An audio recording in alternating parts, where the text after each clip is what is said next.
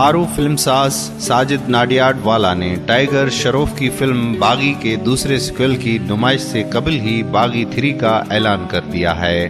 Film باغی کا دوسرا سیکوئل رواں سال 30 مارچ کو ریلیز کیا جائے گا۔ یہ فلم 2016 میں ریلیز ہونے والی فلم باغی کا سیکوئل ہے، جس میں ٹائیگر شروف کے مد مقابل شردھا کپور نے مرکزی کردار ادا کیا تھا۔ یہ فلم باکس آفس پر بھی سپر ہٹ ثابت ہوئی تھی۔ فلم کے پروڈیوسر ساجد ناڈیاڈوالا نے اب باغی 2 کی نمائش سے قبل ہی تیسرے سیکوئل کا بھی اعلان کر دیا ہے۔ مزید ویڈیوز اپڈیٹس حاصل کرنے کے لیے ہمارے چینل کو سبسکرائب کر دیجیے اور اس ویڈیو کو لائک کر کے شیئر کر دیجیے۔ ویڈیو دیکھنے کا بہت بہت شکریہ۔